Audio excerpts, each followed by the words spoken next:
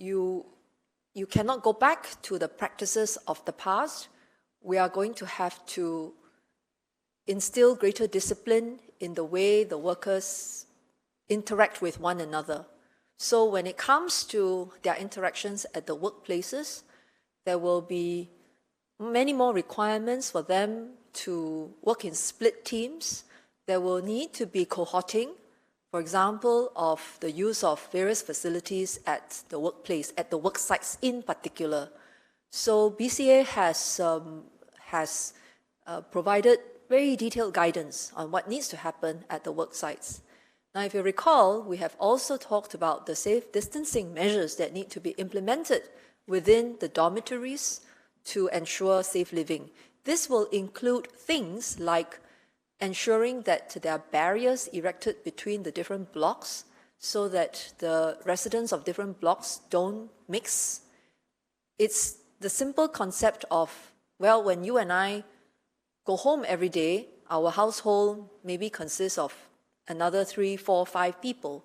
But for the migrant workers, when they go home to the dormitories, their home is a much bigger home with many more members that they get to interact with. So if you want to reduce the risk, you've got to find a way to do so that the interactions are brought to a minimal level.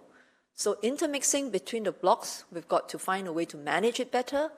And then the use of communal facilities, where those are the ways in which the workers prepare their meals.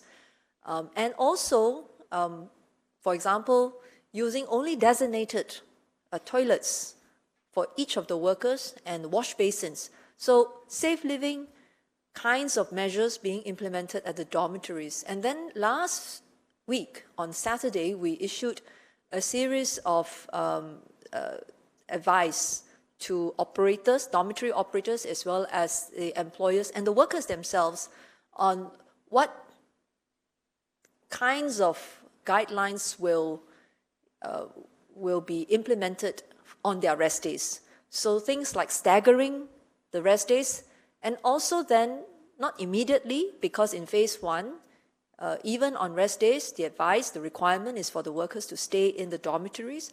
But when we get to phase 2, then they will be able to go out to run errands. But we would want these errands to be run in smaller groups rather than everyone going out at the same time. So there will have to be a system to stagger the times at which they go out.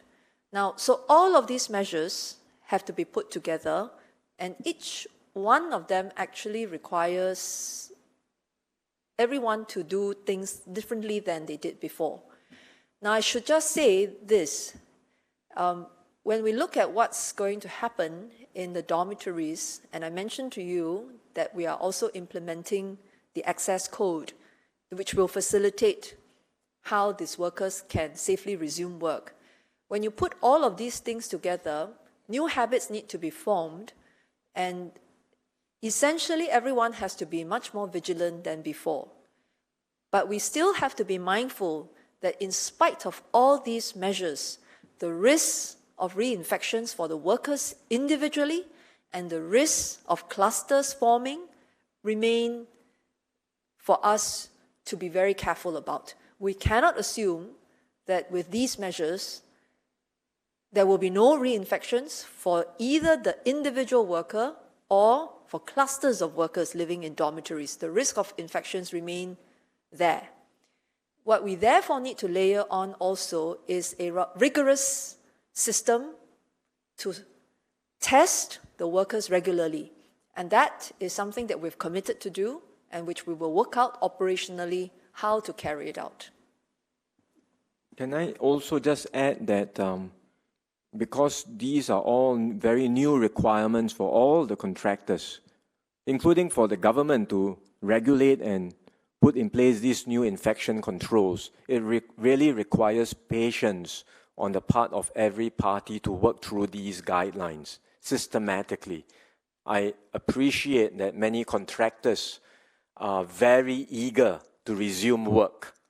I also appreciate that many individuals are very eager for their contractors to resume work, especially on renovation projects. But again, we do want these works to resume as soon as possible, but we also have to make sure that the requirements are met and the works are done safely. So let's all work through the necessary precautions and safeguards. There are quite a few of them, but we believe they are necessary, and we will work with the contractors too, because some of these on the ground, the contractors themselves may come up with innovative ideas, better ideas based on their own experience.